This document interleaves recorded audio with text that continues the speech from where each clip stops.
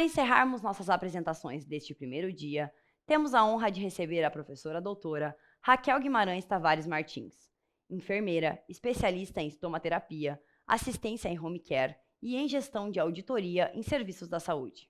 Assessora técnica na Secretaria de Saúde do Estado do Ceará, na gestão de leitos Covid-19 e Central de Regulamentação de Leitos. Mãe de criança autista e ativista da causa. Palestrante como foco em diagnóstico de TEA, com o tema Perda pelo Filho Idealizado, diagnóstico de transtorno do aspecto autista em crianças. Seja bem-vinda, professora Raquel. Olá, bem-vindos a mais uma palestra do nosso primeiro seminário virtual sobre perdas e lutos. Eu sou a enfermeira Raquel Martins e mãe de uma criança autista, e hoje nós vamos falar sobre a perda do filho idealizado. No caso, nós vamos primeiro conversar sobre o que é o autismo, né? E a gente tem que entender que existe uma vida após o diagnóstico. O transtorno do espectro do autismo, ele é uma deficiência de desenvolvimento que causa o distúrbio da comunicação, interação e comportamento. Esse distúrbio não quer dizer que a criança seja apenas um deficiente. Na verdade, o autismo ele é uma diferença. Ele é uma condição humana diferente do que nós entendemos como um padrão normal. E diante de todo esse diagnóstico, de todo esse enfrentamento, a família tem que estar lado a lado a criança para poder começar um tratamento, as intervenções e também o seu prognóstico de vida. O autismo ele não é um fim, ele é um novo começo. Cada autista ele é único. Deficiente, na verdade, foi apenas uma nomenclatura a nível de direitos, né, de políticas públicas. Por quê? Porque o autista ele é um portador de necessidades especiais, certo?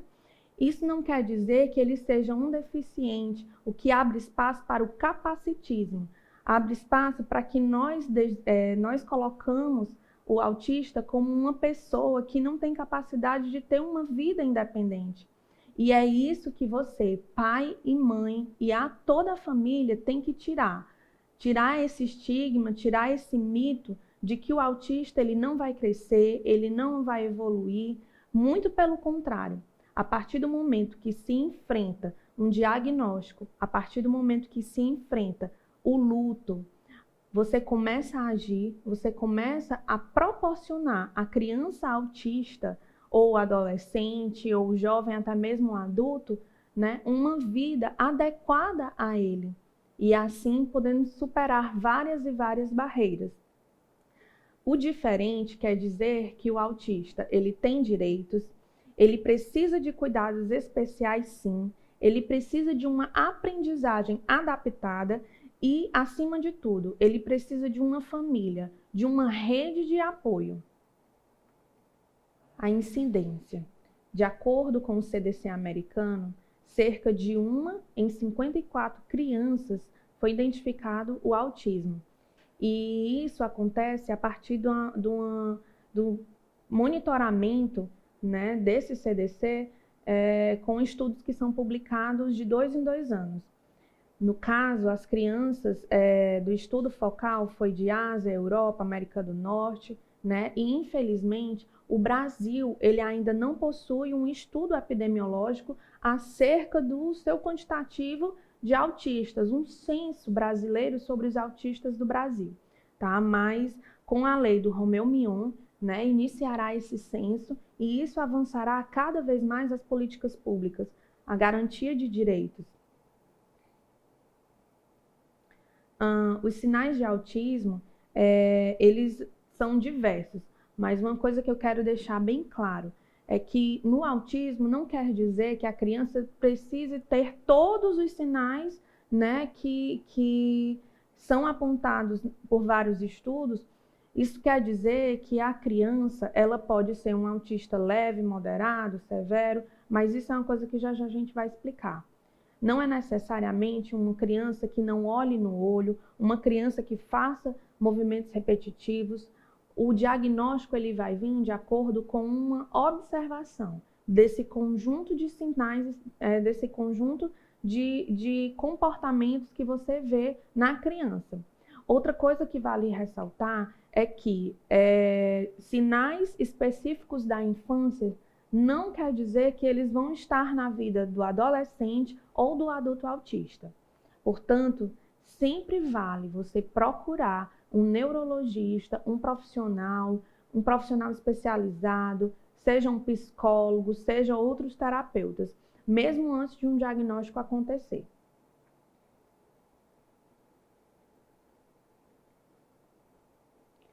Sobre o que a gente estava falando, dos graus de autismo, isso reflete apenas sobre o seu grau de independência. Quanto mais dependente esse autista for, maior o seu grau, o moderado, leve, severo, tá? E o que a gente tem que entender é que o tratamento para esse autista, ele vai vir para intervir, para fazer com que esse autista ele se torne independente no decorrer da sua vida.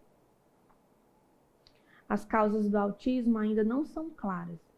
Elas ainda estão em estudos, né? Existem vários e vários estudos a nível mundial, né? E um estudo que sempre está em atualização e de vez em quando passa em canais, em publicações da Universidade da Califórnia, que é uma pesquisa pelo neurologista brasileiro, Alisson Moutri, tá? Que é o projeto Fada do Dente, e aí eles fazem, a partir da extração do dente de leite de crianças autistas, eles conseguem fazer os minicérebros, né? E a partir disso começa-se um estudo para entender a real causa do autismo.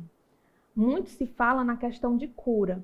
O autismo, ele não é uma doença, ele é uma diferença. Ele não precisa ser curado. Ele precisa ser tratado, precisa ser adequado para que o autista tenha uma melhor qualidade de vida.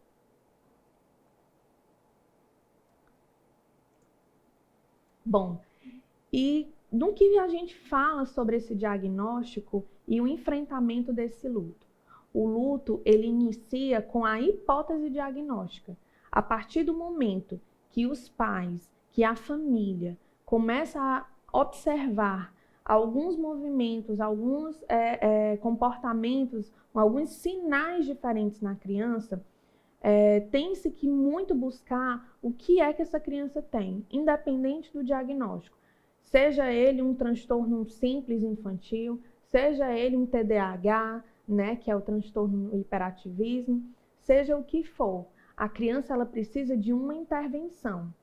E o luto dos pais, principalmente, ele inicia apenas nessa hipótese diagnóstica.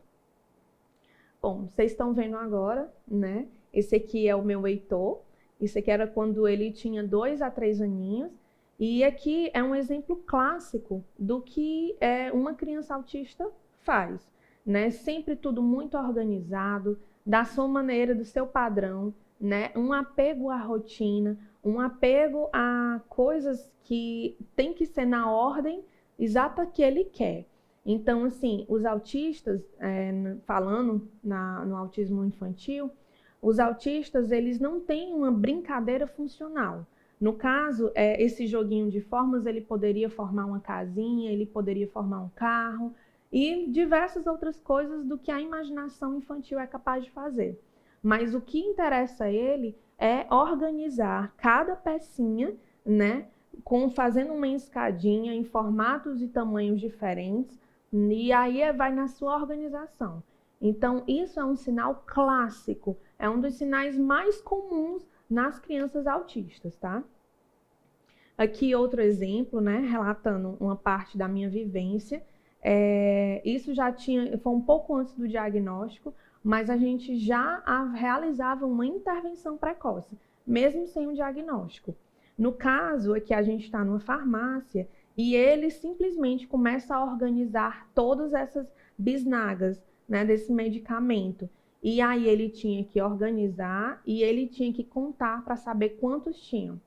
A gente aqui já começa a entender o que é uma angústia de uma mãe que não sabe o que o seu filho tem, que não tinha um diagnóstico, mas já tinha uma hipótese, né? Tudo voltava para o autismo, mas ainda assim ele precisou fazer o tratamento, a intervenção precoce, e isso foi um ponto muito positivo, porque juntou com todos os laudos dos terapeutas especialistas para que o neurologista pudesse dar um diagnóstico mais seguro, um diagnóstico mais preciso, né? Então, outra chave do sucesso foi esse início de tratamento precoce, mesmo antes de um diagnóstico fechado para o autismo. Lembrando que o tratamento para crianças autistas não é para cura, mas era para promover a sua independência. Outro exemplo aqui que a gente pode ver é a sensibilidade. No caso, a gente não decorre somente a uma sensibilidade auditiva, uma sensibilidade visual, né? Mas aqui ele conseguia ouvir gritos, ele conseguia brincar, mas nesse momento, os decibéis, a gente estava numa festa, né, de ABC da priminha dele, e aí ele não se sentiu bem. Então, a partir desse momento, a gente já começou a perceber quais eram as necessidades que ele precisava ter intervenção.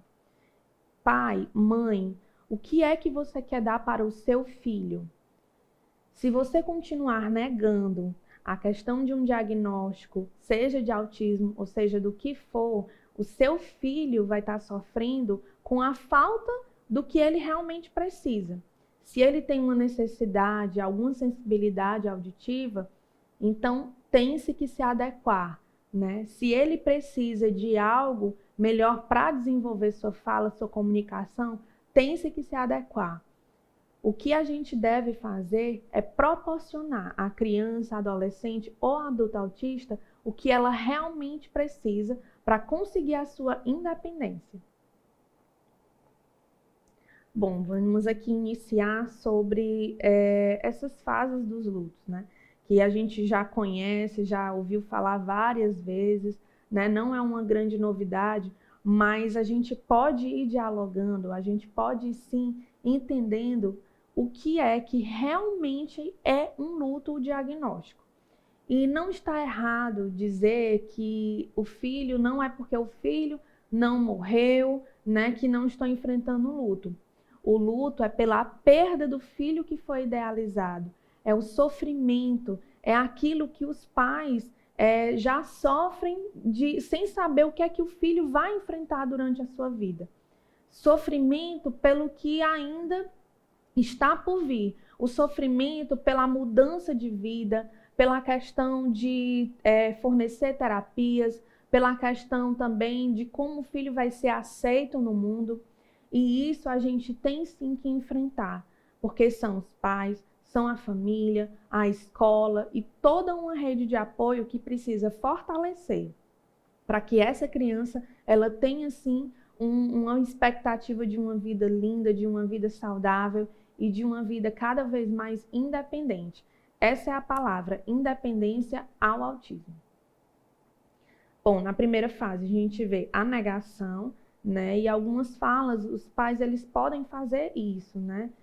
Dizer que isso não é comigo, é impossível, o meu filho ele nunca seria um autista, né? E entre outras falas, outras coisas que a gente costuma realmente falar, costuma dizer e negar.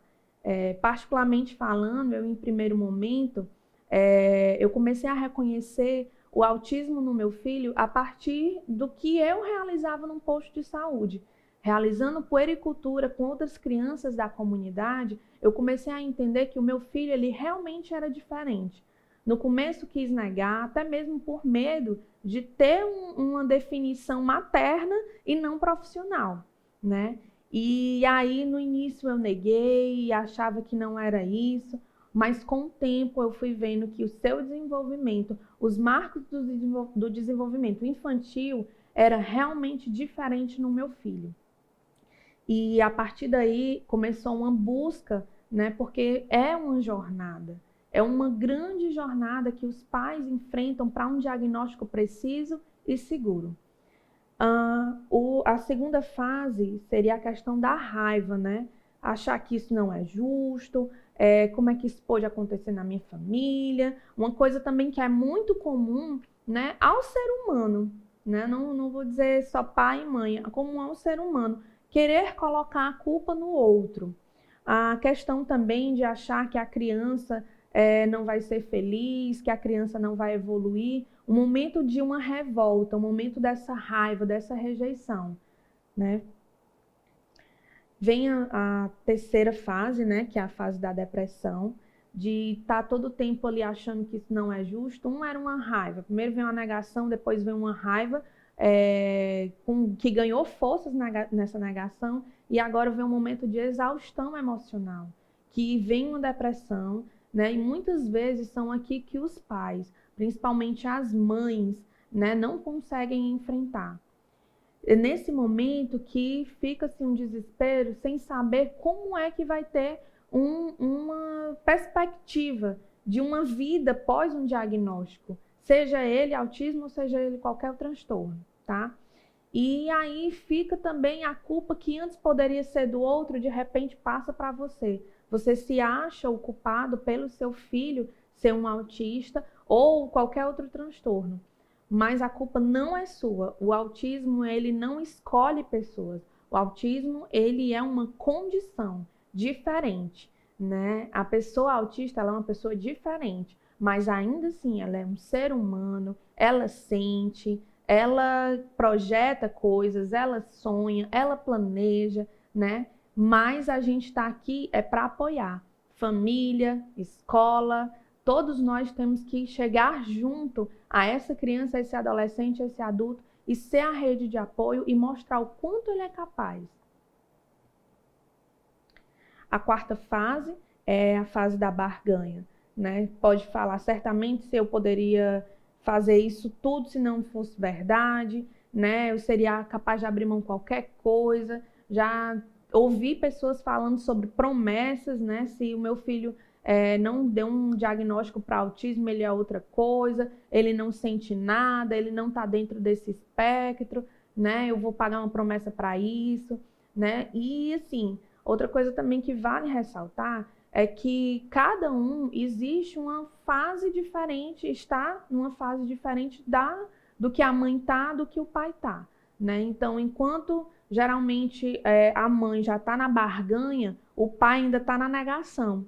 E isso traz um conflito terrível para dentro de casa, e o maior prejudicado é a criança, é o adolescente, que está precisando de um diagnóstico concreto, de um diagnóstico seguro, de uma intervenção precoce e até mais de iniciar tratamentos específicos, né, para ele. A aceitação, né? Essa é a fase que, no meu caso, eu acho que eu pulei as etapas, né? Porque o que eu queria fazer pelo meu filho era mais uma questão de eu não sei o que ele tem, eu sei o que eu quero fazer, né? Então, assim, comigo eu tentei meio que pular as etapas, eu queria descobrir o que ele tinha e resolver o problema. Depois do diagnóstico, ele fez 1 ano de intervenção precoce, ficou com profissionais, uma multidisciplinaridade, ficou com várias coisas diferentes, né? Nas partes fonoaudiológica, na parte psicológica, né? E até na terapia ocupacional. E assim, eu aceitava que aquilo dali ia resolver, né? Então, naquele momento, eu estava aceitando que estava tudo bem.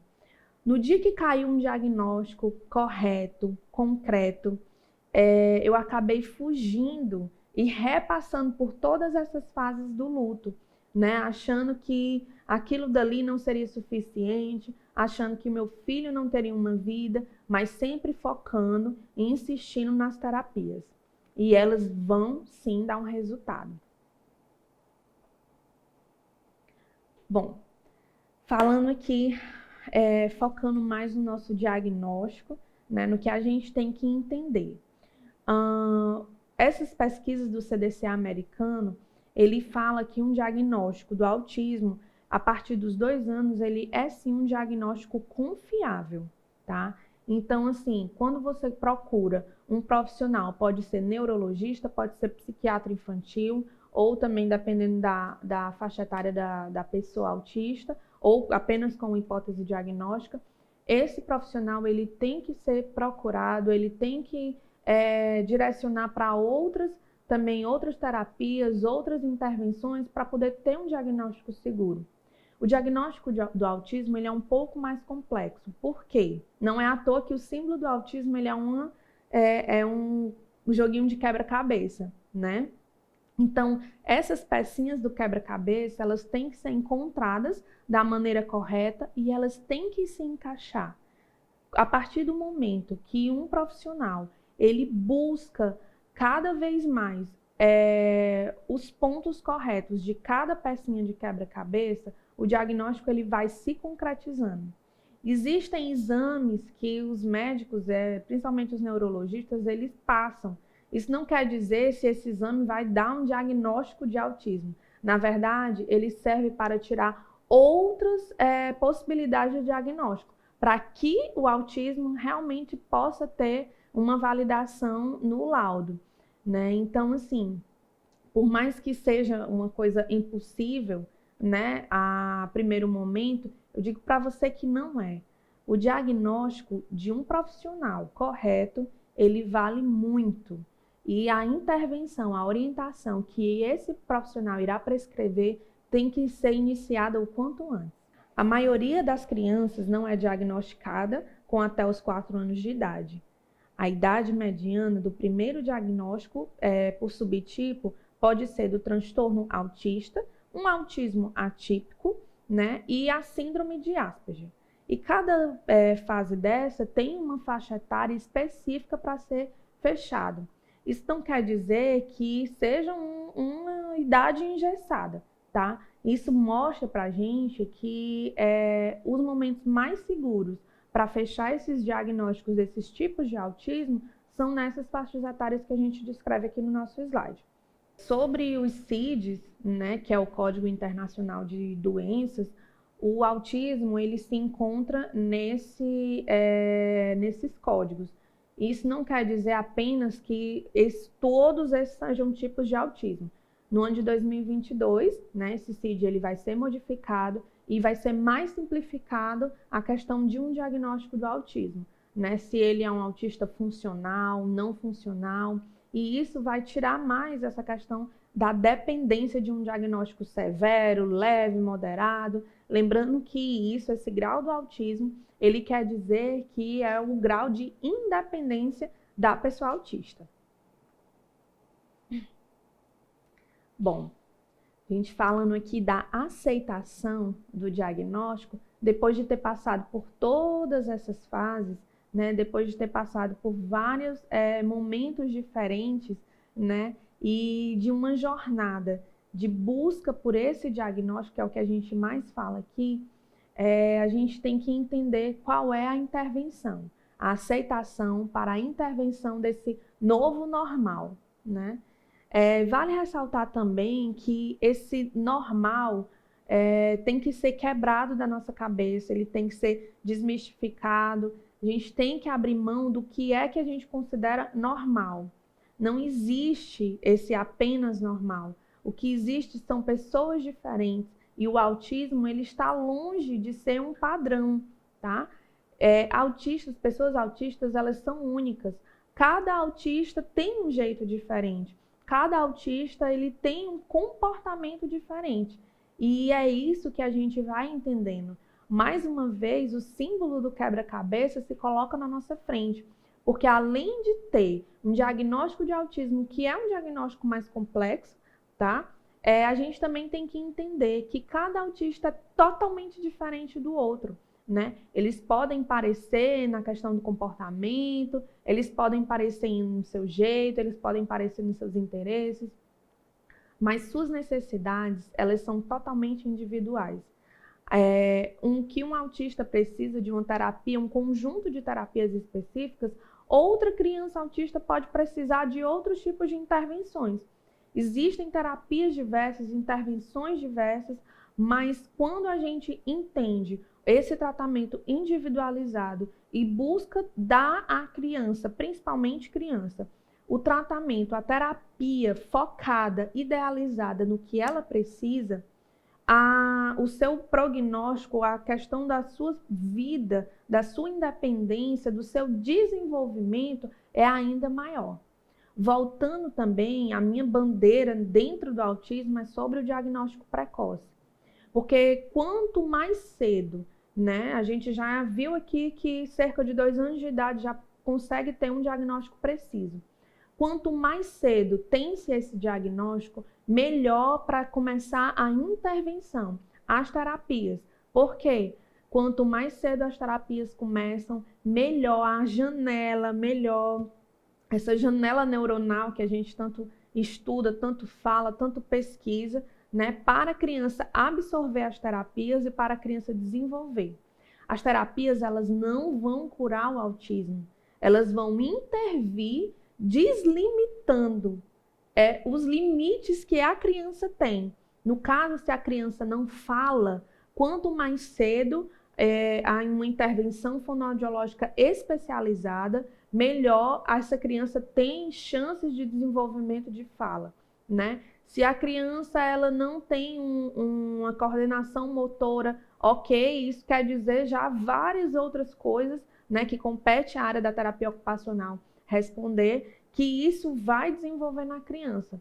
Quanto mais intervenção, mais cedo, melhor a chance dessa criança ser um autista adulto independente. Os desafios do pós-diagnóstico, ele fala sobre o preconceito social, familiar e escolar, né? Parando aqui nesse ponto, o preconceito social é sempre achando que o autista, ele é limitado. Aqui eu falo muito sobre a questão do capacitismo. O que é que isso quer dizer?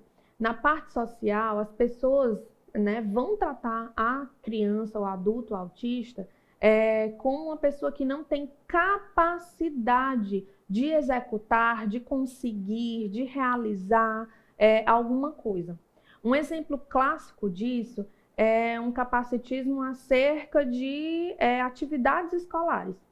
A partir do momento que um professor, né, a partir do momento que até mesmo os pais, ou até mesmo alguém da escola, do ambiente escolar, da recreação, do shopping, limita uma criança de brincar ou de fazer alguma atividade específica, sem mesmo antes dessa criança ter uma rejeição àquilo, isso é um preconceito. Isso é sim um preconceito social. Isso chama-se capacitismo. Outro problema também, um exemplo que a gente pode ver, no caso, uma criança autista, não se comunica, né, é um pouco mais severa, um pouco mais rígida, fica ali todo o tempo ao lado da mãe, ao lado do pai, com um familiar, né, e essa criança vai ao dentista. Então, a partir do momento que o dentista ele já rejeita o tratamento a essa criança, isso é um preconceito baseado no capacitismo.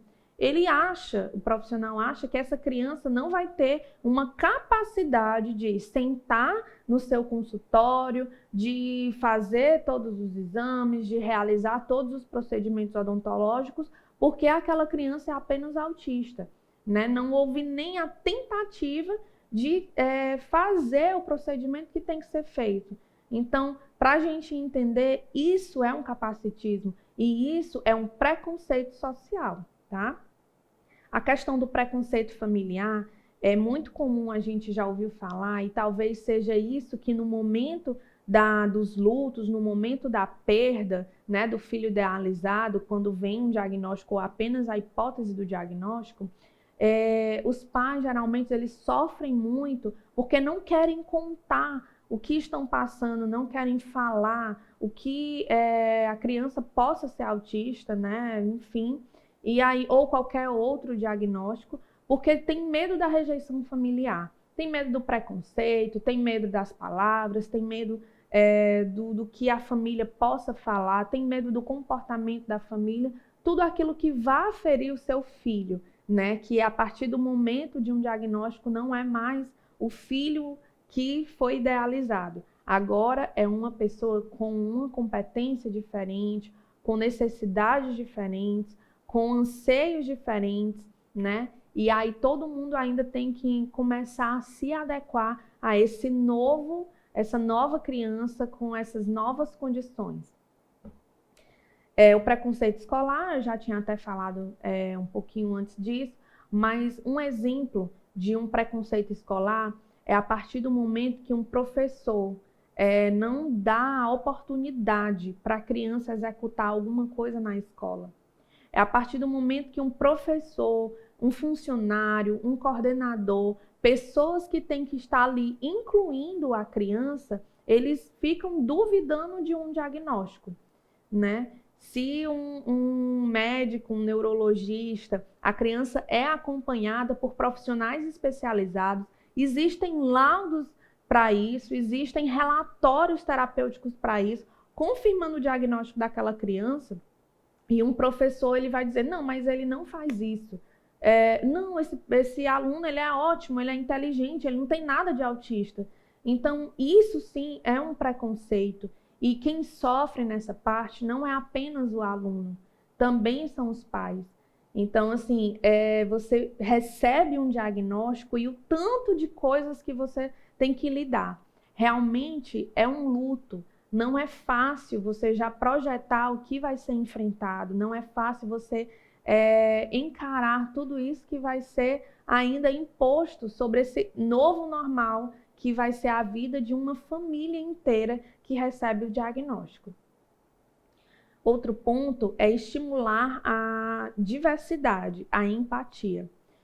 Aqui a gente tinha falado antes sobre o preconceito social, familiar, escolar, né, que essa tríade deveria ser uma rede de apoio e o que a gente encontra, na verdade, são pessoas que não têm um conhecimento sobre o autismo. O que nós temos que fazer é estimular essa diversidade, é inserir cada vez mais o autista dentro da sociedade, porque lugar de autista é em qualquer lugar, é onde ele quiser, né? Isso também é outras bandeiras, outros lemas do autismo, principalmente falado, né? Defendido por autistas, adolescentes, adultos que têm voz, que falam, né? Não apenas a questão da comunicação verbal, mas que realmente dizem aquilo que é baseado nas suas vivências. Tá? Então, assim, cabe a nós, família, cabe a nós, profissionais, cabe a nós também, como escola, não é verdade? A gente causar essa empatia, cada vez mais conhecer a diversidade de pessoas diferentes, não falando apenas de autismo, mas crianças sem nenhum diagnóstico, crianças com outros transtornos infantis, adultos, adolescentes, né? E essa diversidade é o que vai fortalecer a empatia, essa diversidade vai fortalecer novas experiências e cada vez mais vai acontecer não apenas uma agregação, mas a real inclusão do autista na sociedade.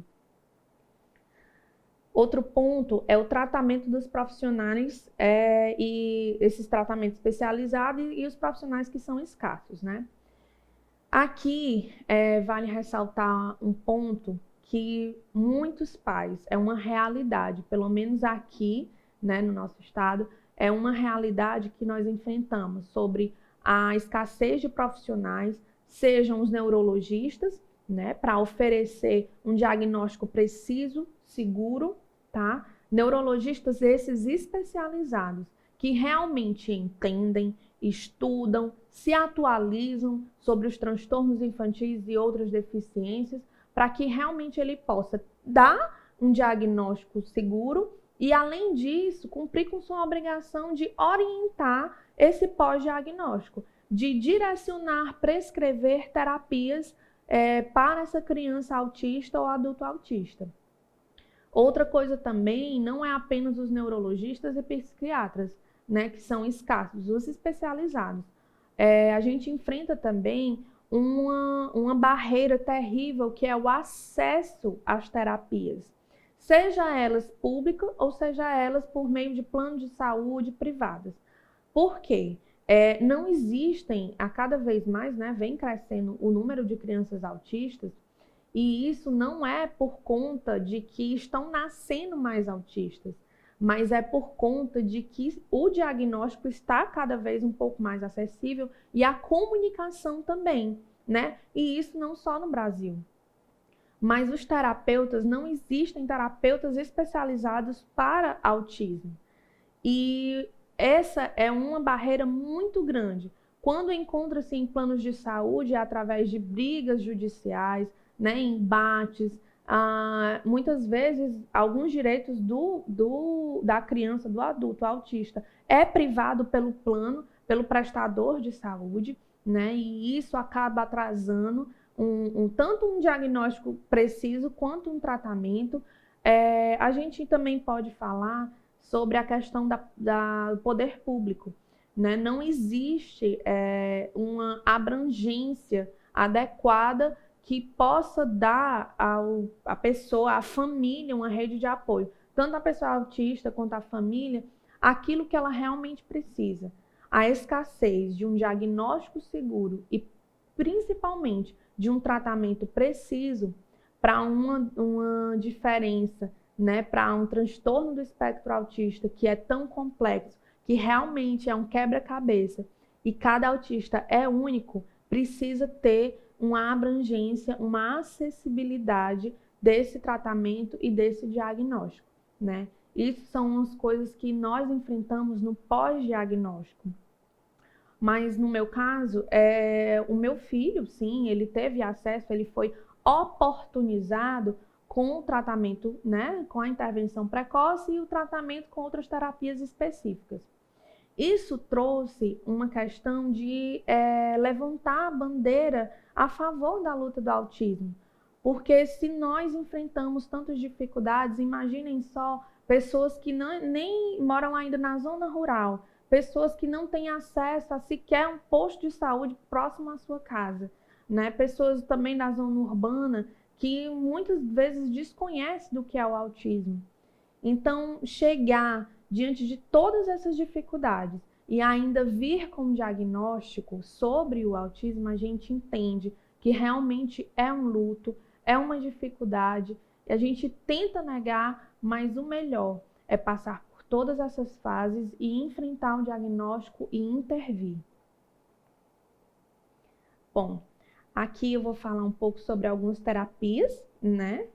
Tem um exemplo da psicomotricidade relacional, a fonoaudiologia especializada, que ela é muito necessária para os autistas que têm algum déficit de comunicação, algum distúrbio, autistas que não se comunicam de jeito nenhum. Lembrando que a comunicação ela não é apenas uma comunicação verbal ou não verbal, tá? Existem diferentes tipos de comunicação e esse é um dos pontos, né, da tríade do autismo, que tem-se que haver essa barreira da comunicação, ela tem que ser quebrada, né? A partir disso, o autista ele vai conseguir sua independência no meio social, no meio escolar, até mesmo no meio familiar.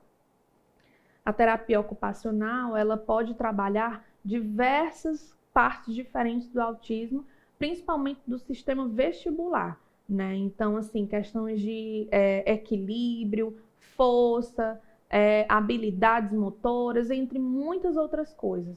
E isso é, sim, muito importante para o desenvolvimento da criança e vai trabalhar em conjunto para que essa criança ela possa evoluir em outras áreas. A integração sensorial, que vai trabalhar mais sobre a questão sensorial da criança, no caso, ou um auditivo, ou a questão da sua propriocepção, né, dela se entender no espaço, entre muitas outras coisas. A psicoterapia individual, sempre é bom essa parte da psicoterapia individual, ela ser atrelada a essas outras terapias, né, elas caminharem ao mesmo tempo em conjunto, porque aí ela entende não apenas a criança, mas o psicólogo especializado, ele é a melhor pessoa para que oriente os pais como lidar com essa criança. A terapia, ela não funciona apenas ali dentro do consultório terapêutico. Aquele momento é apenas um momento de adentrar novas terapias. A terapia ela tem que continuar na vida da criança, dia a dia, de acordo com o que os terapeutas orientam aos pais, para que essa terapia se continue em casa, tá? Já já a gente vai ver um exemplo sobre isso. Outro muito comum também é a terapia ABA, né, que no Brasil ela vem crescendo a cada dia mais. A terapia ABA ela é uma terapia quase que integral, né? Então é um terapeuta dentro da casa da criança, né? E essa terapia ela já trouxe muitos outros resultados. Só que não existe só essa terapia que pode ser aplicada dentro do domicílio, né? Que ela vai em conjunto também com os pais, ela vai em conjunto com a família, ela entra dentro da escola, né? E assim, ela é uma terapia excelente, mas não quer dizer que uma pessoa, um adulto, uma criança autista precise fazer essa terapia. Como eu disse, cada autista é único e nós temos que entender, saber esse diagnóstico para poder identificar quais são as suas necessidades especiais para ter a intervenção correta. Bom, aqui é um exemplo do Heitor, aqui ele iniciando sua comunicação alternativa. Também muito comum no Brasil, que é o método PECS, né? Ele usa figurinhas para que exista uma comunicação alternativa da criança. Nesse caso, o Heitor, como ele era um clássico, né, era olhar para ele e entender que existia uma criança diferente ali. O Heitor ele não tinha nenhum tipo de comunicação, né? A comunicação que ele tentava, né, mesmo com algumas fugas de olhar, mesmo com algumas fugas de conversa, né, tentativas da gente chegar até ele, né, ele rejeitava. E ele queria que a gente buscasse entender, mas ele não abria espaço.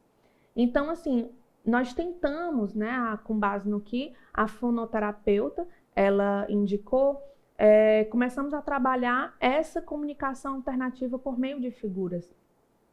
Nisso, ele tinha que, através de plaquinhas, falar o que ele realmente queria. A partir do momento que a gente vê, né, esse exemplo de terapia, a gente fica um pouco chocado sem entender, né? Tipo, poxa, a criança vai falar com uma plaquinha, então se ela me entregar uma placa, ela vai achar que não tem necessidade nenhuma de falar. E muito pelo contrário, né? Eu defendo demais esse método porque ele estimula, ele dá voz à criança. A partir do momento que o estímulo dessa comunicação acontece, há um encontro do que quer comunicar, o mensageiro e quem recebe a mensagem. E isso começa a aumentar a sua interação.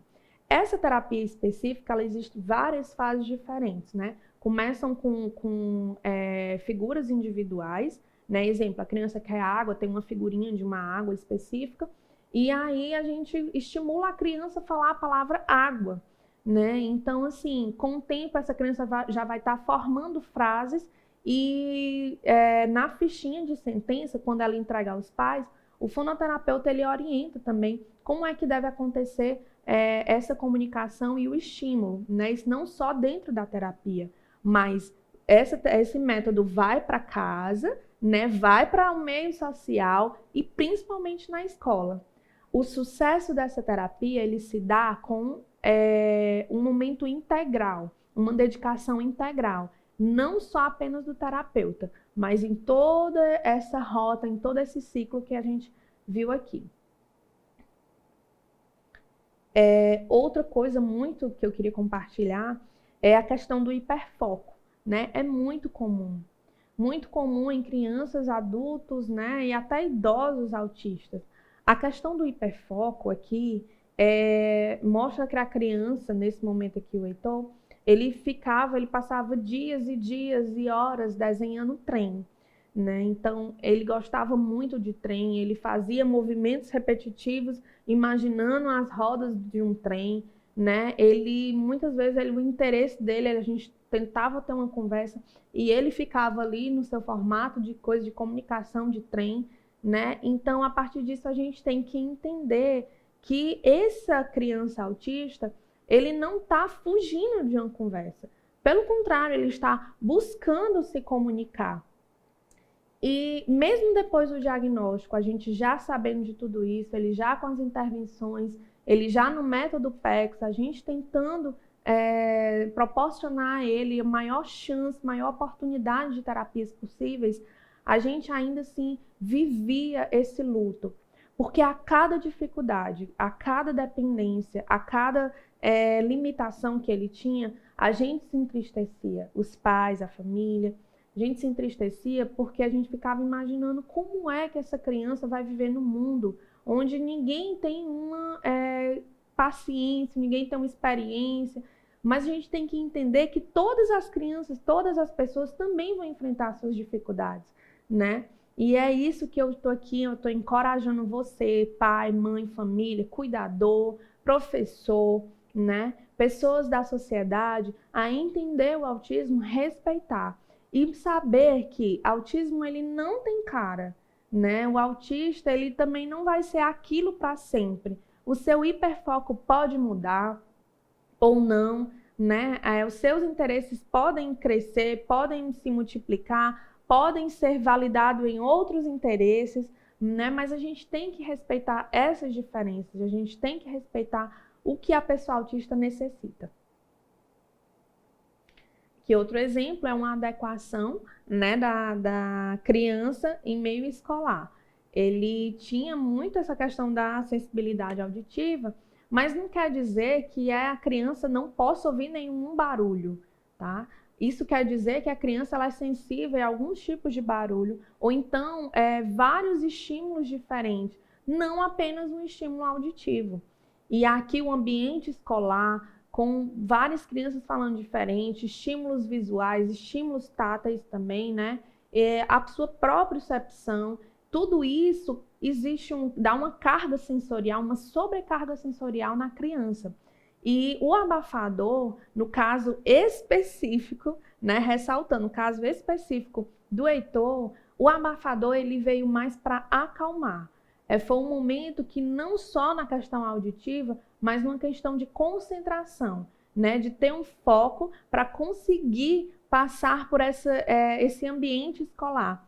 E hoje ele vai na escola, tem uma vida normal, com suas limitações, mas ele tem uma vida normal, uma aceitação escolar, uma intervenção, cursos à parte, né, de acordo com o seu interesse.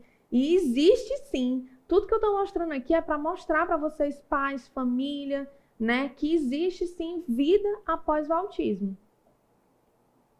Aqui mais um exemplo, né, a gente enfrentando o capacitismo, no caso quando eu tive que buscar uma dentista especializada, né? Eu tinha até dado esse exemplo antes, e a gente buscou um dentista especializada porque ninguém queria receber, né? Ele sofreu esse preconceito social do capacitismo, né? Então, assim, a partir do momento que uma dentista infantil aceitou, recebeu, brincou, deixou ele totalmente à vontade, conseguiu fazer todos os seus procedimentos.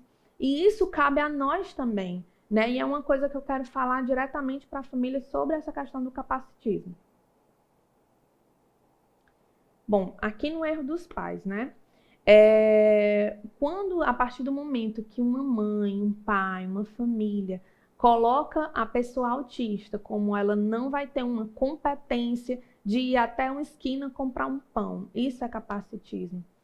Que essa criança nunca vai descer aquele escorregador, isso é capacitismo, né? Que essa criança jamais vai para um cinema, esse adolescente jamais vai para um cinema porque ele gosta muito tempo de ficar em casa, porque ele gosta do escuro, por isso, por aquilo. Isso é capacitismo. Quando você priva a criança de um direito de viver, de executar, de ter uma vida social, de realizar suas atividades, de qualquer outra coisa, isso é um preconceito do capacitismo. Você coloca um rótulo naquela pessoa autista que essa pessoa jamais vai evoluir ou ter uma vida normal, tá? Isso é um erro muito clássico e, infelizmente, é um erro que parte até mesmo dos pais, né? E como é que eu vou enfrentar esse capacitismo se eu não já ter passado e superado todas essas fases do luto de diagnóstico, né? do luto da perda pelo filho idealizado? O comparativo com o normal é uma coisa também que é meio que caminha atrelada ao capacitismo. Quando a gente fica comparando nosso filho com outras crianças, né, a criança, o nosso sobrinho, a pessoa da nossa família, com outras crianças e tipo, olha, esse evoluiu, esse não evoluiu, e seja uma criança autista, seja uma criança com outros transtornos, seja uma criança sem diagnóstico nenhum, né? Isso também é muito errado, porque independente se a criança tem um diagnóstico ou não, não tem como comparar. Cada pessoa é um universo diferente. O que falar então de crianças? O que falar ainda mais de autistas que no seu diagnóstico são diferentes, são únicos, né? Então não pode haver jamais nenhuma comparação, independente de diagnóstico, tá? Outra coisa também que a gente bateu muito nessa tecla, né? Sem tratamento, sem evolução. Se você não aceitar, né, que o seu filho ele existe, ele tem necessidades diferentes, ele tem necessidades especiais, ele é diferente, e não proporcionar que ele possa ser independente, ele nunca vai evoluir. Ele jamais vai ter um prognóstico, uma vida que ele possa seguir adiante, né? Existe sim, eu vou ficar repetindo isso sempre, existe vida pós um diagnóstico de autismo. Que o seu filho autista ele vai crescer. Outra coisa que até faltou aqui, a questão do autismo não tem cara, tá? Foi no ano agora, do ano 2020 e principalmente agora no ano 2021, foi uma bandeira levantada a nível Brasil que o autismo não tem cara. Os militantes da comunidade do autismo, sejam os autistas, né? Sejam também os familiares, apoiadores, tá? Eles não aceitam essa questão de um diagnóstico que tem que ser escrachado, tem que ser mostrado, né? O autismo, por parte da sociedade, tem que ser respeitado. Quando uma pessoa se identifica como uma pessoa autista, ela está se identificando como portador de necessidades especiais e ela merece respeito acerca da sua deficiência. Lembrando que a deficiência, ela é só uma classificação a nível jurídico, a nível de direitos humanos, a nível de políticas públicas, certo? Dou aqui também, vou deixar para vocês, alguns exemplos, né, de séries, de filmes também que vocês podem acompanhar, tá? Aqui no nosso slide. A minha favoritinha é essa série do Atypical, né, que ele retrata bem, com muita facilidade, o que uma família inteira vive. E essa série, ela casa diretamente com o que a gente está falando sobre o luto de um diagnóstico, né? Ela não vai tratar apenas do luto, mas para que você possa entender que o autista ele vai crescer, ele vai ter uma vida, e como é que essa vida, a vida dessa família inteira acontece, né? Então, assim, enfrente esse luto, enfrente e consiga projetar a vida da sua família, a vida dessa criança, do adolescente, do adulto, né, que agora tem esse diagnóstico, tá? Outra série muito boa também é uma série infantil chamada Pablo, tá? E essa série infantil, ela serve diretamente para crianças. Ela pode trabalhar de uma maneira lúdica, apresentando tanto para a família, mas principalmente para crianças, sobre quais são as diferenças, como é que uma criança autista vive, sente, se comporta nesse mundo, tá? É uma visão lúdica para conhecer, para entender sobre uma criança autista. The Good Doctor é um clássico, né? Assim, tá se tornando cada vez mais, né? A cada temporada é um sucesso. E aí também mostra, ele vem falar mais sobre o que a gente combateu aqui. A gente falou, né, sobre o capacitismo. Então, é um médico cirurgião, né, recém-formado, que sofre o preconceito social terrível acerca do seu capacitismo, né, que ele não poderia ser um médico, que ele não poderia crescer, que ele não poderia evoluir, não poderia clinicar, tá? Então, assim, fica aí essa dica para vocês, para que cada vez mais a gente possa crescer, conhecer para respeitar. Bom, gente, finalizando aqui a nossa palestra, né? Foi muito bom esse momento. Espero ter passado todo o conhecimento para vocês e até breve. Gostaríamos de agradecer à professora Raquel pela excelente contribuição. Muito obrigada. Com essa apresentação, chegamos ao final do primeiro dia do nosso seminário. Hoje, compartilhamos com vocês muitas informações e conhecimentos ímpares. Voltaremos amanhã, às 9 horas, com muito mais. Espero vocês. Até lá!